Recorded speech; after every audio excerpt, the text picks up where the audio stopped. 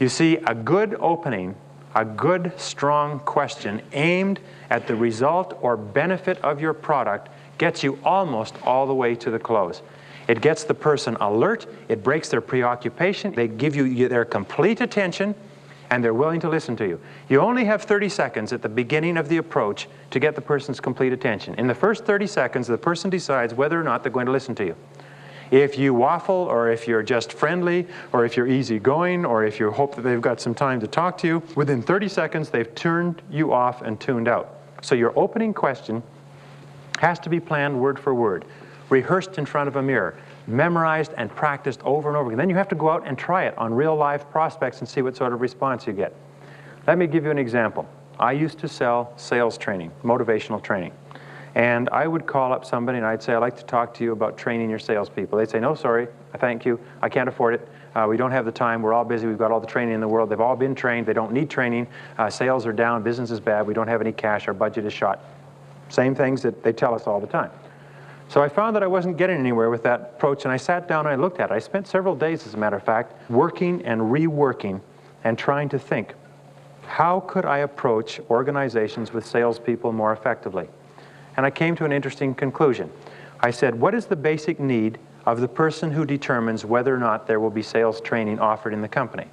Well, the person is usually the sales manager or the company owner, and his basic concern is increased sales, right?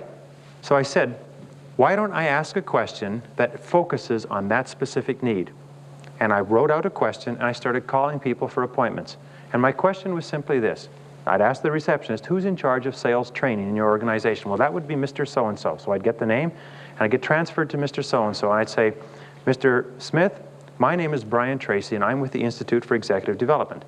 And I wonder if you would be interested in a proven method that can increase your sales by 20 to 30% over the next 12 months.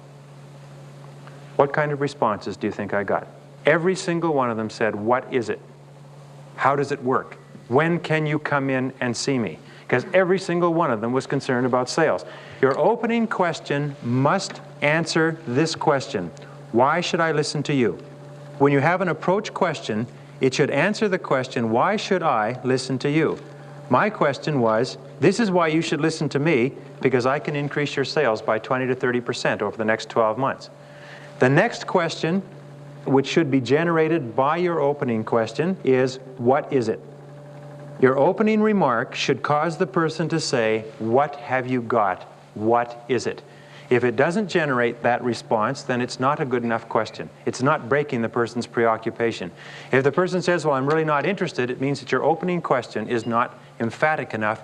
It's not aimed at something that the customer wants. It's amazing how many people introduce themselves and their company and their product line and how long they've been in town, none of which is of any interest to the customer.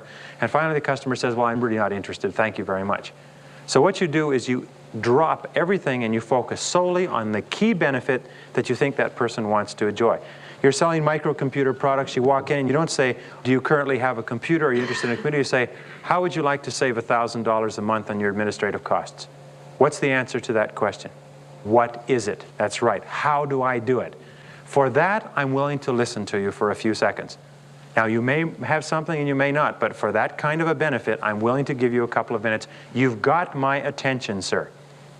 You see, and this is the importance of the question. As I say, 95% of people wing it, and they can't understand why they're so frustrated in their telephone and in their personal presentations. So moving on, your first selling job is to get the person to listen to you.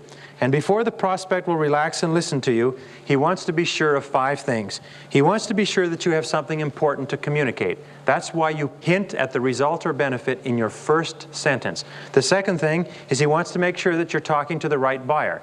Now, you should have qualified by going through the receptionist or someone else to make sure you're talking to the right person. And if you have any doubts at all, ask them, are you the person that I would talk to about increasing sales in your organization? Are you the person that I would talk to about cutting costs of administration? Are you the person that I would talk to with regard to this particular benefit within the organization? And the person will say, yes, I am, or no, I'm not. But by all means, be sure you're talking to the right person. There's no point in doing a wonderful sales presentation to somebody who's not in a position to make a buying decision.